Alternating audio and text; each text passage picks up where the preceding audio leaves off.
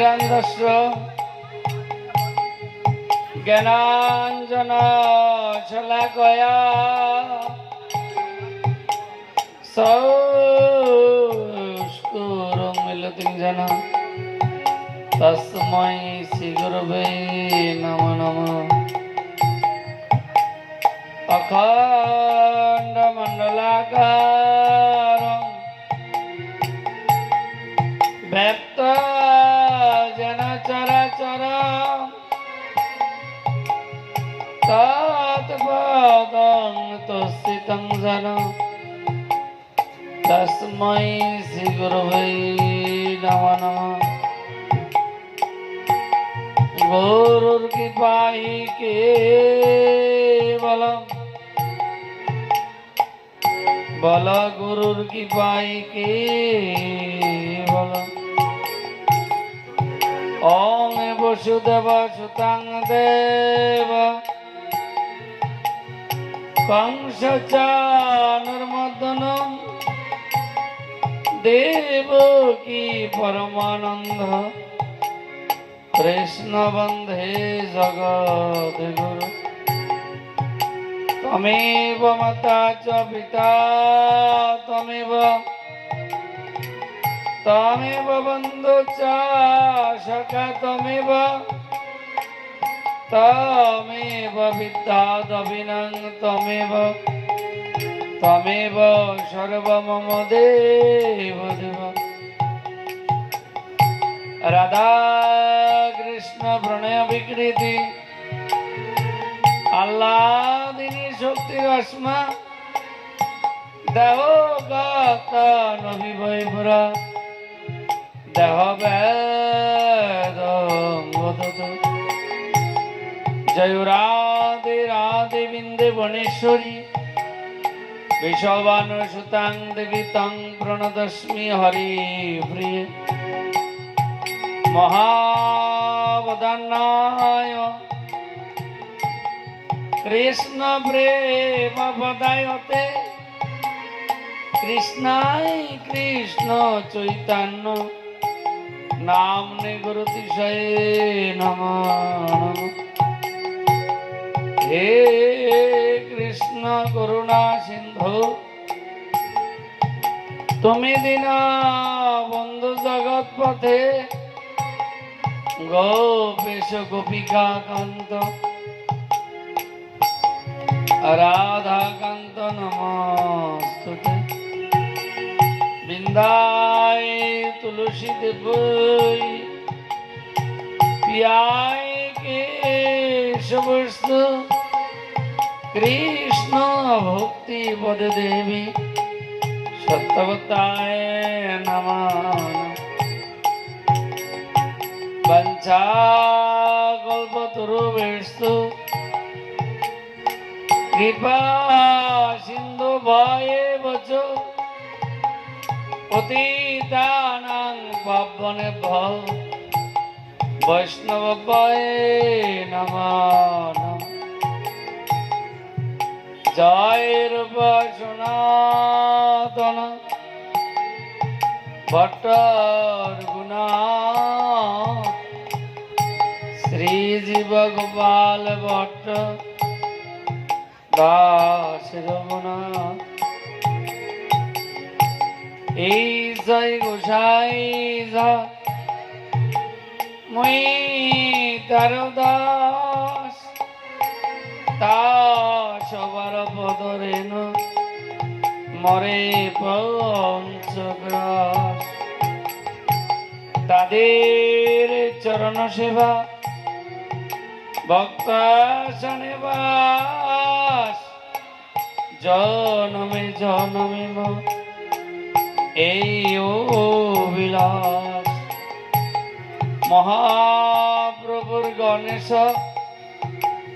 পতিত পাবন তাই লোভে মুই পাপি লইন সারা। জগাই মাদাই হইতে মুই পাপিষ্ঠ হরিষের কীট হইতে মই লগিষ্ঠ মোর নাম শুনে যে তার পাপ মোর নাম লয় যে তার পুণ্য এমন নিগরণ কিবা কৃপা করে একমাত্র নিত্যানন্দ জগত ভিতরে দয়াল নিতাই গৌসীতানাম প্রেমানন্দে হরি হরি বলম।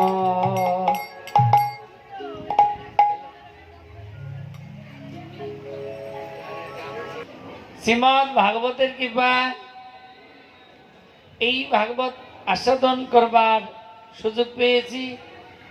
শ্রী গুরুদেবের কাছে প্রার্থনা, এই ভাগবতের কাছে প্রার্থনা যেন আমাদের মন স্থির ধীর হয়ে আমরা এই ভাগবত আস্বাদন করতে পারি। গতকাল আমরা অজামিলের জীবনী আস্বাদন করেছিলাম। অজামিল শুদ্ধ পবিত্র বৈষ্ণব ব্রাহ্মণ ছিলেন, কিন্তু এক পতিতার পাল্লায় পড়ে তার সেই পূর্বীর স্মৃতি ভুলে গেলেন।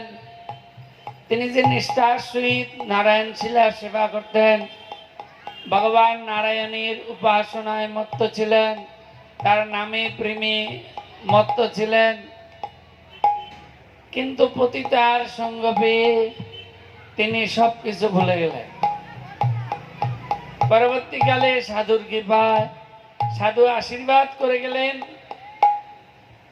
যে তোমার গৃহে একজন পুত্র আসবেন, তার নাম রাখবে নারায়ণ। সেই সাধুর কৃপায় সেই পুত্র এলো, আর পুত্র দেখতে এত সুন্দর ছিল, আর সাধু সর্বদাই ওই পুত্রের স্মরণ করতেন। ওই পুত্রকে যে ভালো, আমরা যাকে ভালোবাসি তার সর্বদাই আমরা চিন্তা করি। তাই অন্তিম সময় সেই পুত্রের চিন্তা করতে করতে তিনি যখন চিৎকার করলেন যমদূত দেখে, তখন যম মহারাজ বিষ্ণু ভগবান নারায়ণ তিনি কি করলেন, তার 4 জন দূত পাঠিয়ে দিলেন। এবার নারায়ণের দূতের জন্য যমদূতেরা আর নিতে পারেন নাই, তাই তিনি চিন্তা করলেন ভগবান আমাকে কৃপা করে এই যাত্রা থেকে বাঁচিয়ে দিলেন। তাই তিনি হরিদ্বারে গিয়ে, তিনি সংসারে আর না গিয়ে হরিদ্বারে গিয়ে তিনি এই হরির আরাধনা করে হরিকে লাভ করেছিলেন। রাজা পরীক্ষিত প্রশ্ন করেছেন, প্রভু ইন্দ্র হইল দেবতার রাজা, ইন্দ্র ইনি কি এমন কর্ম করেছিল, তার ব্যাধি হলো, এমন ব্যাধি হলো শরীরে দুর্গন্ধ হয়েছিল। তাই তিনি কি করলেন, এক সরোবরের মধ্যে পদ্ম ছিল, সেই পদ্মের মধ্যে বহুদিন ছিল। তখন বলল, বেত্রাসুর ছিলেন, এই বেত্রাসুরের পুত্র ছিল তিসিরা ঋষি। এই তিসিরা ঋষি তিনি যজ্ঞ করেছেন কোন এক সময়, কার জন্য, দেবতাদের উদ্দেশ্যে, দেবতাদের যেন বল হয়, দেবতাদের যেন শ্রী বৃদ্ধি পায়। এই মতো অবস্থায়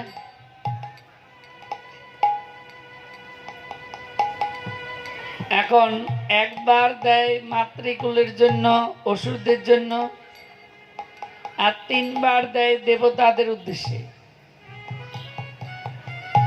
ইন্দ্র এটা জেনে গেলেন।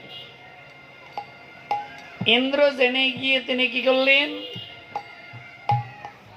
তিনি ওই তিসিরা ঋষির মাথা 3টাকে নামিয়ে দিলেন। 3টে মাথা ছিল অস্ত্র দিয়ে। এইবার গুরু হত্যার পাপে তিনি নির্লিপ্ত হলেন।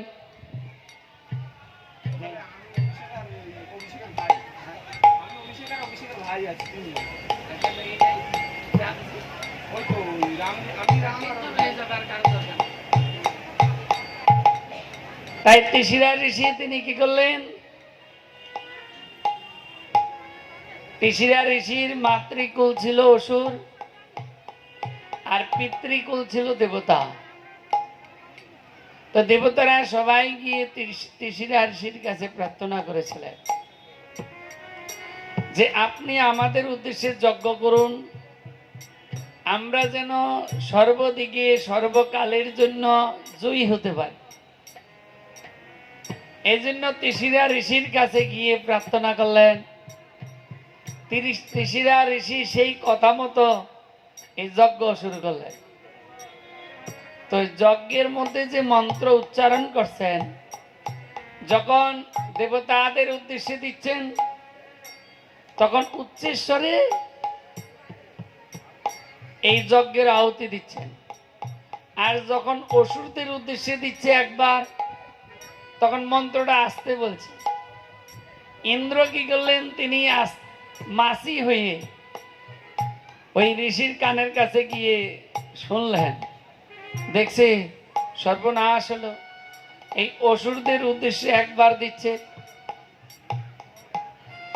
অসুরদের উদ্দেশ্যে যখন একবার দিচ্ছে, অমনি তিনি কি করলেন?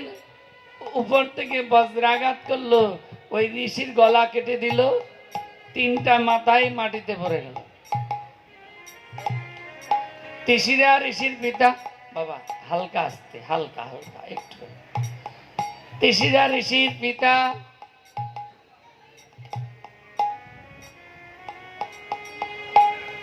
তিনি কি করলেন? 10টা ঋষি, সেই 10টা ঋষি তিনি যজ্ঞ করলেন। যজ্ঞের থেকে এক অসুর সৃষ্টি হলো। সেই অসুরের নাম হলো বেত্রাসুর। বা সেই অসুর তখন জোরহাত করে প্রার্থনা করলেন, আপনি আমাকে সৃষ্টি করেছেন, বলুন আপনার জন্য আমি কি করতে পারি? আপনি দয়া করে বলুন আমি আপনার জন্য আমি কি করতে পারি? তখন বলল, তুমি এই দেবতাদের সাথে যুদ্ধ করো। এইবার দেবতাদের সাথে যুদ্ধ শুরু হলো। এখন দেবতারা তো আর পারছেন না। শেষে ওই ব্রহ্মাস্ত্র নিক্ষেপ করে সেই অসুরের মৃত্যু হলো। আর এদিকে ইন্দ্র তিনি আনন্দে তো স্বর্গে চলে গেলেন। স্বর্গে গিয়ে আনন্দে আত্মহারা হয়ে সুরা পান করে তিনি অপ্সরাদের সাথে মেতেছিলেন। এই মতো অবস্থায় ইন্দ্রের গুরুদেব বৃহস্পতি গিয়েছিল। বৃহস্পতি যখন সামনে গিয়ে উপস্থিত হলেন, গুরুদেবকে সম্মান করেন নাই। এই গুরুদেবকে যখনই সম্মান করেন নাই, গুরুদেব ওই স্থান পরিত্যাগ করে চলে গেলেন। এদিকে সাধুকে হত্যা করেছে, এদিকে গুরুর চরণে অপরাধ হয়েছেন। এখন সেই অপরাধের ফলে তার সর্বাঙ্গ দুর্গন্ধ হয়ে গেল। স্বর্গে দেবতারা সবাই পালিয়ে গেলেন, অসুররা আবার স্বর্গ দখল করলেন। এখন দেবতারা সবাই ব্রহ্মার চরণে প্রার্থনা করলেন। ব্রহ্মা নারায়ণের চরণে প্রার্থনা করেছেন, হে প্রভু তুমি একটা উপায় বলো যাতে দেবতারা আবার স্বর্গরাজ্য ফিরে পায়। নারায়ণ বলছে, দেখো শিক্ষা গুরু রূপে বরণ করেছিল তিশিরা ঋষিকে, সেই গুরু হত্যার পাপ। এদিকে দীক্ষা গুরুদেব তিনি গিয়েছিলেন স্বর্গে, তাকে অসম্মান করেছিলেন। এই মতো অবস্থায় কোনো উপায় আমি দেখছি না। তখন ব্রহ্মা গিয়ে গুরুদেবের কাছে প্রার্থনা করেছিলেন। গুরুদেব তখন বলছে, শোনো, শিষ্য যত অপরাধ করুক সেই অপরাধ ক্ষমা করাটাই হলো এটাই হলো মহতের কাজ। কিন্তু ওই যে তিসিরা ঋষির মাথা নামিয়ে দিল, তিসিরা ঋষি তো নেই, তাহলে এখন কি হবে? এই পাপীর ফল যার চরণে অপরাধ করেছেন তার কাছে যদি ক্ষমা চায় তাহলে কি হয়? অপরাধটা খণ্ডন হয়। কিন্তু আজকে অপরাধ খণ্ডন হবে কি করে বলো? ব্রহ্মা বলছে নারায়ণকে, দেখো একটা উপায় করো যাতে দেবতারা আবার স্বর্গরাজ্য ফিরে পায়। তখন বলছে আমি তো সন্তুষ্ট হলাম। বৃহস্পতি বললেন তো এক কাজ করো, এই যে পাপ হয়েছে, ঋষিরা ঋষিকে অন্যায়ভাবে হত্যা করলো, যে পাপ হলো সেই পাপটা কে নেবে? যদি স্বেচ্ছায় কেউ পাপ নেয় তাহলে আবার হয়তো স্বর্গরাজ্য ফিরে পেতে পারে। তখন প্রথমে গেল মায়েদের কাছে। মায়েদের কাছে গিয়ে ইন্দ্র ব্রহ্মা সবাই গিয়ে করিল নিবেদন, এই পাপের ভাগ যদি তুমি নাও এখন। মায়েদের কাছে প্রার্থনা করলেন। মায়েরা তখন বললেন, শুনো, এত পাপ তো নেওয়া সম্ভব নয়, তবে 4 ভাগের আমরা 1 ভাগ নিতে পারি। তারপরে ভূমির কাছে প্রার্থনা করলেন। ভূমি বলল, দেখো 4 ভাগের 1 ভাগ আমরা নিতে পারি। তারপরে গাছের কাছে প্রার্থনা করেছিলেন, বৃক্ষের কাছে, বৃক্ষ 1 ভাগ নিল। আর জলের কাছে প্রার্থনা করেছিলেন, জল 1 ভাগ নিল। তখন দেবতারা সবাই গিয়ে গুরুদেব বৃহস্পতির চরণে প্রার্থনা করলেন। বৃহস্পতি তখন অভয় দিলেন, শোনো, তোমরা দেবতা, যৎ চরতি শ্রেষ্ঠস্থ দেবতর জন, শ্রেষ্ঠ ব্যক্তি যা আচরণ করেন সাধারণ ব্যক্তি তা অনুসরণ করেন। আপনি এদিকে ধ্যান দিবেন না, করতাল কিন্তু ভুল হয়ে যাচ্ছে আপনার। 3 বারই হবে, এরকম 3 বারই। এই যে শ্রেষ্ঠ ব্যক্তি যা আচরণ করেন সাধারণ ব্যক্তি তা অনুসরণ করে। তাই আপনারা দেবতা, এই দেবতা হয়ে এমন কোনো কর্ম করবেন না যেন মানুষ আপনাদেরটা দেখে খারাপ কিছু তারা জানতে পারে, দেখতে পারে, শিখতে পারে। তাই আপনাদের কাছে প্রার্থনা, আপনারা দেবতা আজকে তিসিরা ঋষিকে অন্যায়ভাবে আপনারা বধ করেছেন। তো যখন 10টা ঋষি যজ্ঞ করে এক অসুরকে সৃষ্টি করলেন, বেত্রাস, এই বেত্রাসুরকে কোনো মতে নিধন করতে পারল না। শেষে ব্রহ্মার কাছে গিয়েছিল। ব্রহ্মা নারায়ণের কাছে প্রার্থনা করলেন। নারায়ণ তখন বলছে, শোনো, ওই দধিসি মণির কাছে গিয়ে প্রার্থনা করো। ওই দধিসি মণি যদি স্বেচ্ছায় দেহ রাখে, তার অস্থি দিয়ে বজ্র নির্মাণ করবে, আর সেই বজ্র দিয়ে ওই বেত্রাসুরকে তোমরা নিধন করতে পারবে। এই নারায়ণের কথা মতো দেবতারা গিয়ে সবাই দধিসি মণির কাছে প্রার্থনা করলেন। আর দধিসি মণি তখন বলছে, দেখো, তোমরা দেবতা, দেবলোকে থাকো, তোমরা প্রণম্য, তোমরা কেন আমার কাছে করজোরে প্রার্থনা করছো, আমাকে প্রণাম করছো কেন?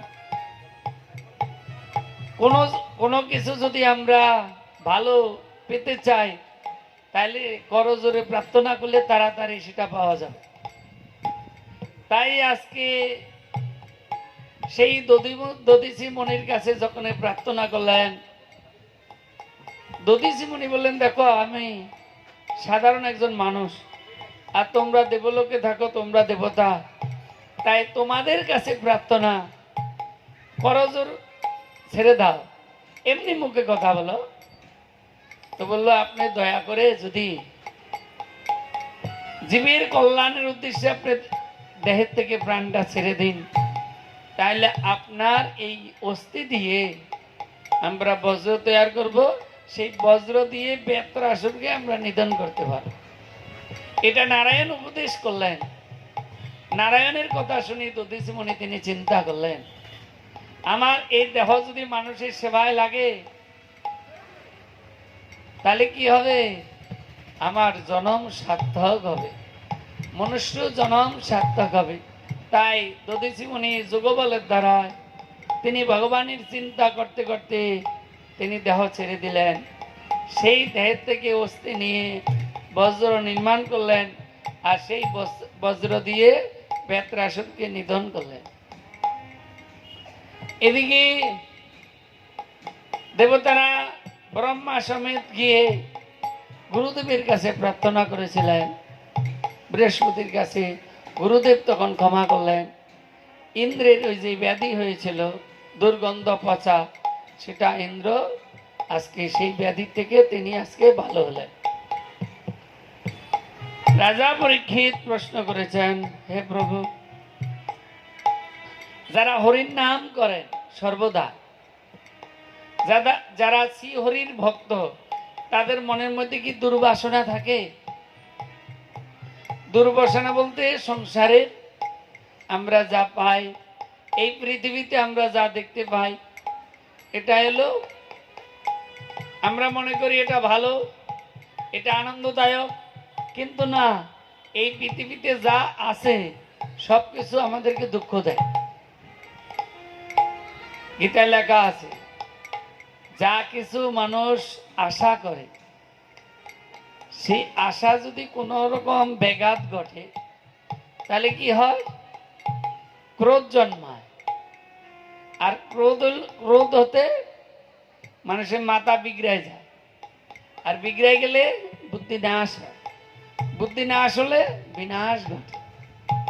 তাই যারা সাধু তারা এই পৃথিবীর প্রতি কোনো কিছু আসক্তি রাখেন না। আমার মতো অল্প বুদ্ধি ব্যক্তিগণ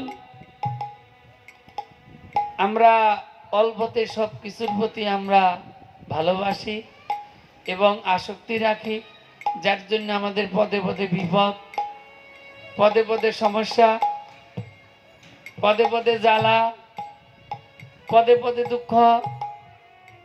তাই আজকে রাজা পরীক্ষিত প্রশ্ন করলেন, যারা হরির নাম করেন সর্বদা, তাদের মনের মধ্যে কি কোনো বাসনা থাকে? তখন বলল, চিত্রকেতু রাজা ছিলেন। এই চিত্রকেতু রাজা তিনি বিবাহ 1-2 করতে করতে 1 কোটি বিবাহ করেছিলেন। তার কোনো পুত্র সন্তান ছিল না।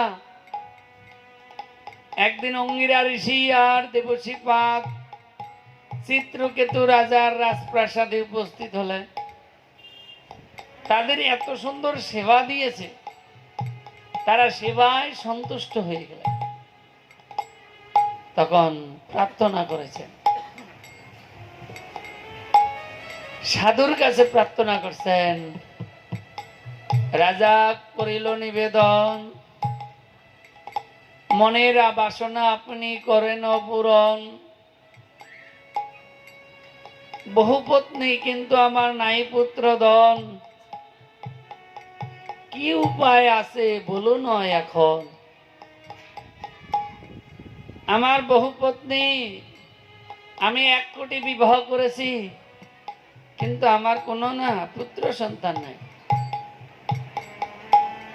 তখন দেবশ্রীপাদ বলছে, দেখো, কার ধন কার পুত্র এই সংসারে, পুত্র কন্যা শুধু দিবানিশি জ্বালা ভোগ করে। কার ধন আর কার পুত্র এই সংসারে, এই পুত্র কন্যার জন্য দিবানিশি জ্বালা মানুষ ভোগ করে। আজকে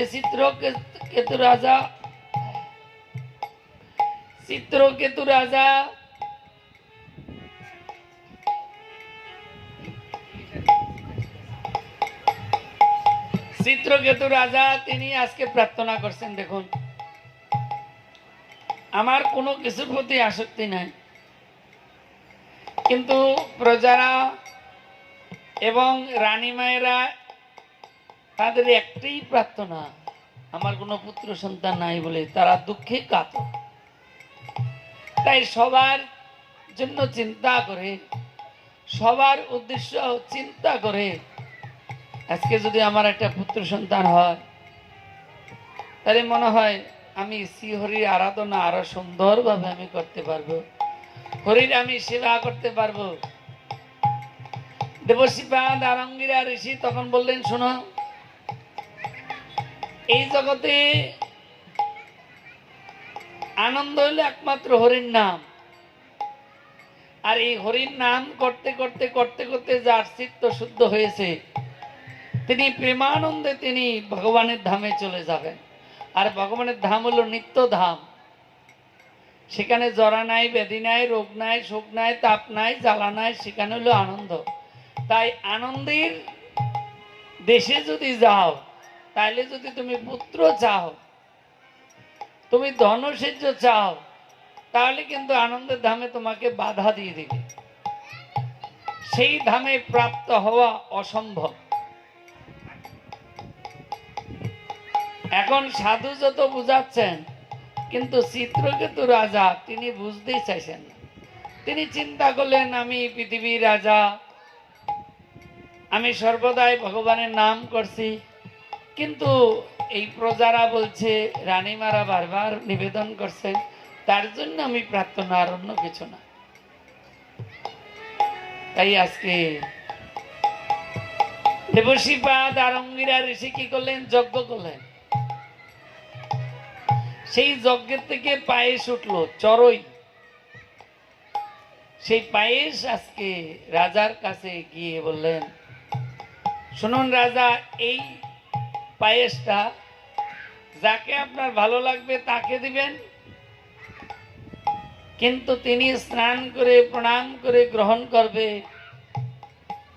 আর এই পায়েসটা নেওয়ার আগের থেকে সর্বদাই ভগবানের চরণ স্মরণ রাখবে, তাহলে কি হবে? ভগবান তার মনের বাসনা পূরণ করবে।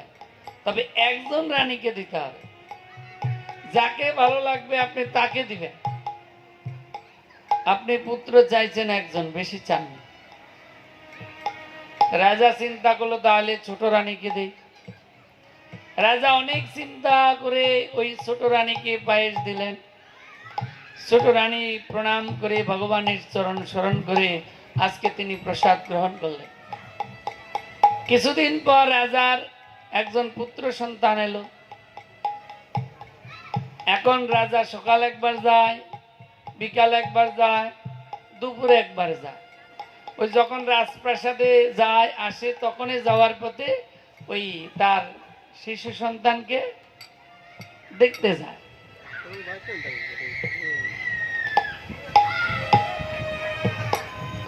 আজকে হ্যাঁ হ্যাঁ হ্যাঁ, এই যে এবার হচ্ছে 3 বারই হবে। এইদিকে মন দিলে কিন্তু হবে না। আজকে রাজা তিনি কি করলেন, আমাদের এখানে একটা বাড়ি ভুল হইলে কিন্তু আমি কথা বলতে পারবো না, এটাই সমস্যা। তাই আজকে রাজা কি করছেন, তিনি কিন্তু কোন রানীকে যে বেশি ভালোবাসে তা না, সকল রানীকে সমান দেখেন। কিন্তু তিনি তার যেহেতু এতদিন পরে পুত্র সন্তান আসছেন, এই পুত্র হলো জগতের আলো, এই পুত্র হলো জীবের কল্যাণের জন্য। তাই আজকে রাজা কি করলেন, সকাল একবার, দুপুর একবার, বিকাল একবার যায়, কখনো রাত্র যায় পুত্রকে দেখতে। মাগো, এই মতো অবস্থায় সবাই ভাবছে কি ওই ছোট রানীকে বেশি ভালোবাসে। তাই সবাই মিলে এখন একটা মিটিং করলো, আর সবার মনের মধ্যে হিংসা উদয় হলো। এবার সবাই চিন্তা করলেন ওই বাচ্চাটাকে মেরে ফেলতে হবে, ওই বাচ্চাটার জন্য ছোট রানীকে বেশি ভালোবাসে। আসলে কিন্তু তা না। আজকে রাজা কি করলেন, তিনি পুত্রকে পেয়ে আনন্দে আত্মহারা, আর এইদিকে সবাই মিলে ওই ছোট রানীর দাসীকে ডাকলেন। দাসীকে ডেকে বলছে, শোন, হয় তুই মরবি, আর নাহলে ওই ছোট রানীর সন্তান মরবে। বলে এটা হঠাৎ এই কথা উদয় হলো কেন? বলে শোন, বেশি কথা বলবি না, ওই ছোট রানীর ছেলেকে তোর মারতে হবে, আমরা বিষ দিয়ে দেবো, আর বিষ এক ফোঁটা মুখে দিয়ে দিবি, আর নাইলে তোর মৃত্যু হবে। কি করবি বল?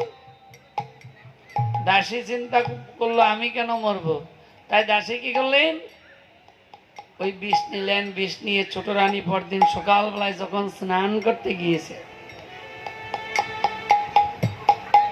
তখনই ওই বিষটা ছোট রানীর পুত্রের মুখে দিয়ে দিলেন।